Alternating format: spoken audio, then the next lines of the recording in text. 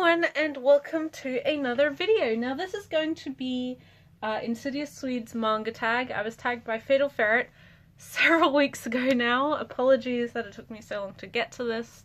But there's 10 questions here, hopefully some things that are somewhat interesting, and I'll just get straight to it. So yeah.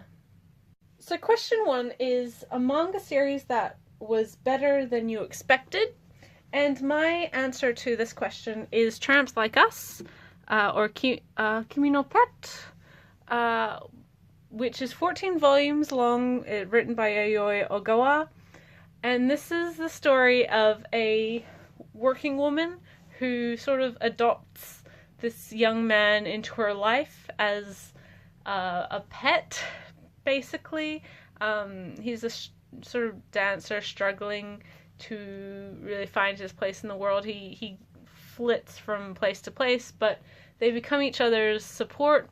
And for as sort of dodgy as that initial premises of somebody literally treating someone else as their pet is, it's done in a way that makes sense from an emotional perspective, and makes you actually understand why the characters would do this and how they interact with each other. It was something that I had heard a lot of good things about, and I know never to really trust a series on its premise, and I was willing enough to buy the series in its entirety, sort of sight unseen. But even after reading it, I was very impressed with how it handled itself, so I'm glad that I gave it a shot. And if you're looking for a pretty interesting josei series, this one is probably one to look out for. Question 2 is favorite character possession, and by possession they mean like being possessed by, I guess, a spirit or a ghost, comparatively to like an actual possession they own, like a sword or a shield or something. So that being said, my favorite character possession, I don't really read a lot of series where characters get possessed by other characters or supernatural entities or anything, but my personal favorite would definitely be Sai from Hikaru no Go, the ghostly Go master who used to be the instructor for the Emperor during his lifetime, who helps the main character Hikaru learn and connect and gain interest in Go. This series overall is fantastic. Definitely a strong example of shonen sports series, especially for sort of unconventional sports. This series definitely encouraged a lot more people, a lot more young Japanese people to be interested in Go back when it was first being released. So yes, and Sai is a big part of that. His relationship with Hikaru is very, very fun, very genuine, and he's a really good character. He's one that you definitely grow to love over the course of the series. Question 3 is completed manga you wish was longer, and I don't have a book here to show off, mostly because I really don't have a series that I would prefer be longer. I mean, there's always things that you could sort of imagine were longer, but I'm strongly of the belief that you should allow series to come to their natural end, and majority of the series I read haven't been in the situation where they get cut off abruptly. I know a lot of shonen series, Shonen Jump series in particular, do fall under that category just because of how they have to reach a certain popularity before a certain number of chapters, and if they don't, then they're axed from the magazine. That being said, like I mentioned, I don't really read too many of those sorts of things, so I don't actually have an answer to this one, because every series that I've read, that I've completed, has pretty much resolved everything that it went out to do. Hikaru no Go I could mention just because it is It does sort of stop at a very open-ended point, but at 23 volumes long, I don't know how much longer it could have taken the story without getting too repetitive, even despite the sport being talked about. Question 4 is my favorite Immortal character from manga. This is technically not manga, but there is manga adaptations of this story, so it still counts. But my favorite Immortal characters, I'm choosing 2, is Isaac and Miria from Baccano. That is these 2 characters here, if you're not familiar with it. What is that doing in there? I've read this. But if you have any familiarity with Baccano, most everyone would say they're probably the most fun characters in the entire cast. They're very genuine and sort of naively innocent, and just really just so likable. Just really, really fun, very genuine, and really, really good chemistry, great partnership. They work really well with each other. So in a series with a whole lot of Immortal characters, I would say Isaac and Miria are by far my favorite of the cast. Question 5 is manga I want published in English and what particular release I would prefer. And my choice, like always in these sorts of questions, is Silver Spoon, the agricultural manga by Hiromu Arakawa. It is actually finishing up. I think it's going to have 11 or 12 volumes by the end of it. She has said that she is going into its final few chapters in these coming months. As for a particular release, I mean, I would expect it would get like a signature sized volume, but I mean, I don't really care either way. It wouldn't be out of place to just have a standard manga, because all of her other series are standard sized manga. Of course, Fullmetal Alchemist, but even Hero Tales and what's the other one? Heroic Legend of Arslan. All of them are pretty standard sized manga, so it wouldn't surprise me if that series ever got licensed that is the release we would get. I mean, it's not really necessarily the sort of thing that needs a hardcover, in my opinion, so yeah, I'm not picky, but I would love, love, love to see that manga in English, because for my familiarity with it through the anime, it is just wonderful and completely quintessential Arakawa. I really, really, really, really hope we see an English release sometime. Question 6 is my favorite current Shonen Jump series. I take that to mean Japanese Shonen Jump, not Viz Shonen Jump. That being said, I would probably say my favorite current ongoing Shonen series from Shonen Jump, although it is not yet currently running, is Hunter x Hunter. I make no secret about my love of Yoshihiro Togashi's work, and Hunter x Hunter is probably by far my favorite of his things, although I do, of course, enjoy Yu Yu Hakusho and Level E. As most people know, this series is coming off of hiatus at the end of this month, which will be very, very exciting because it has been quite a long hiatus this time. But of course, I am used to it. I don't really care at this point. I could also mention My Hero Academia as a very good, currently ongoing shonen series on Shonen Jump. I don't really follow too many shonen series, so I don't really know what's new, and I don't really follow any of the massive titles, but My Hero Academia and Hunter x Hunter are both very different, but both very enjoyable in their own ways. Hunter x Hunter, the current manga stuff, is incredibly fascinating. I absolutely adore it, just like I do with all of Hunter x Hunter, whereas My Hero Academia is just really, really fun. The characters are so likable, and Although I have yet to catch up with the current anime season, it definitely lends itself to a wider audience. It's a good one to show friends and family who aren't necessarily into anime, manga, that sort of thing. Question 7 is my favorite first volume to a series, and that would be volume 1 of Skip Beat by Yoshiki Nakamura.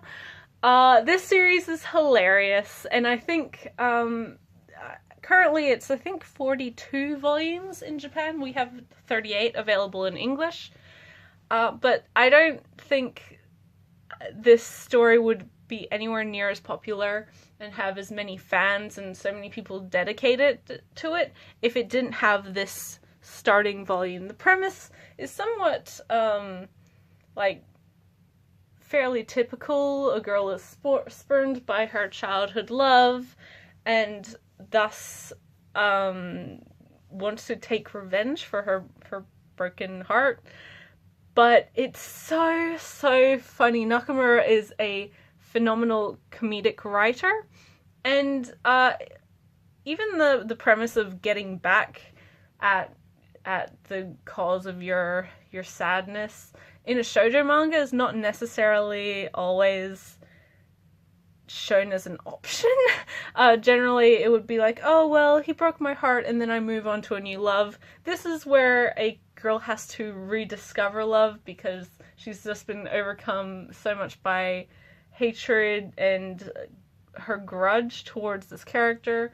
But rather than like moping around, she wants to get even, show him that he was totally wrong and she's the best, and screw him and everything he's ever said about her. Which is marvelous. That's so wonderful. And Kyoko is a great main character, as is Ren and Sho, who is the object of her massive amount of hatred. It's a very funny series, and I don't think nearly as many people would be following the series and be fans of the series, because it is a hugely popular series, both inside and outside of Japan, although I rarely hear people talk about it. It's got a very large cult following and very dedicated fan base. I don't think it would nearly have that level of adoration without this first volume. It really does draw you in immediately and just strap you in for the wild ride that is Skip Beat. And on that note, read this series because it is wonderful. Question number 8 is 2 underappreciated manga. So the first series I'll answer is Genkaku Picasso. I've mentioned this a couple times recently, actually, on other videos.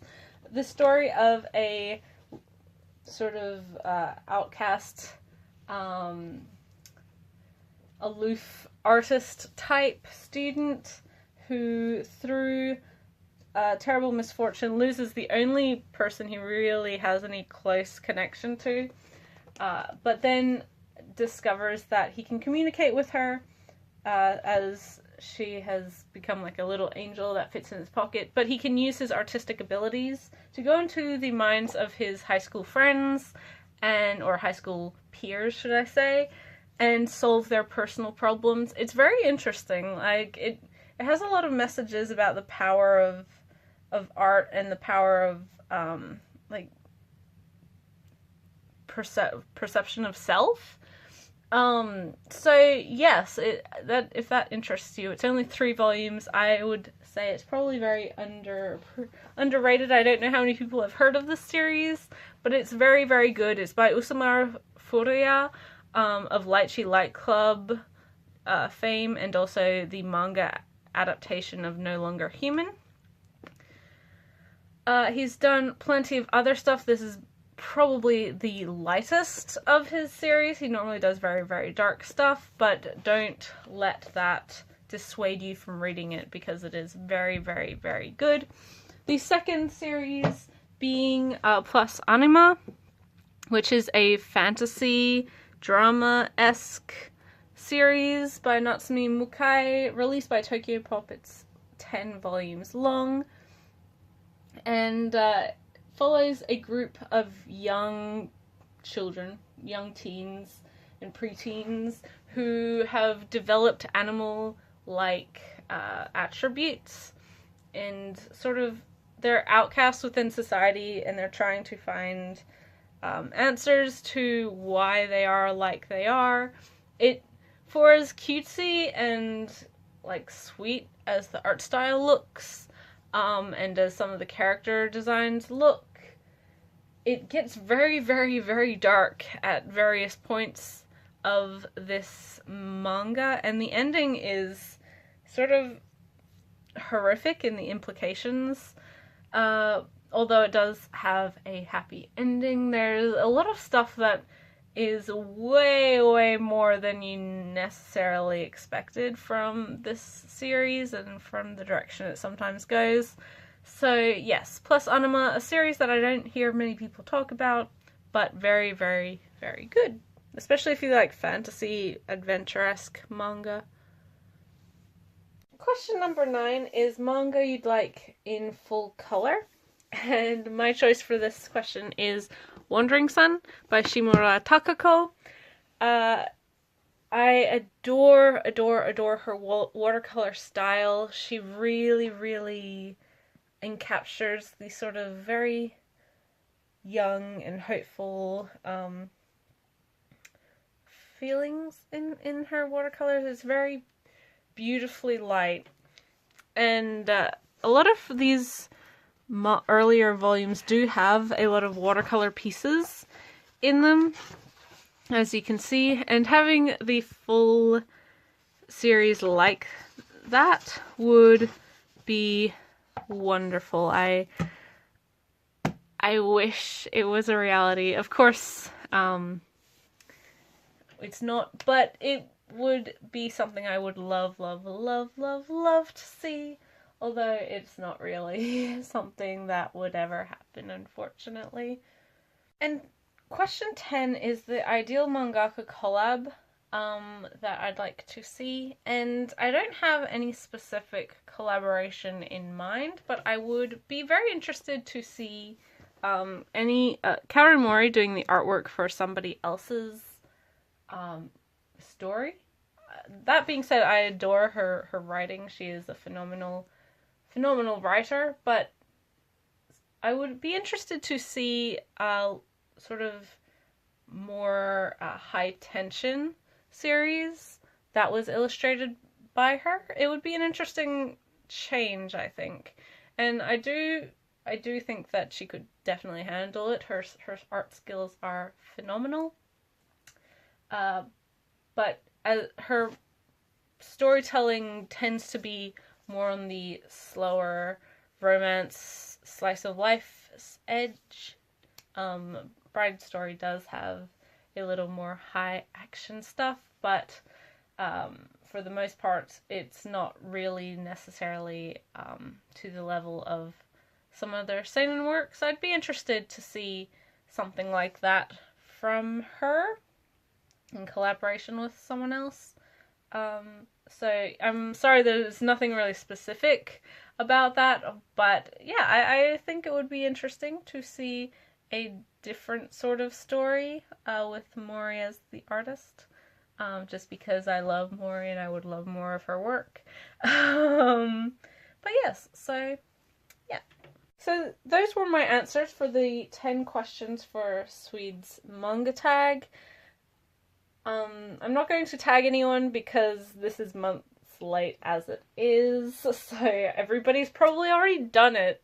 Like, they did it the first week it came out, and I'm just the straggler here, so I don't actually know who's done this tag or not. If you want to, feel free, that would be a great thing. I think it's a good mix of questions, so like I said, feel free, and yeah, I hope you guys enjoyed, and I'll see you in the next video. Bye till then.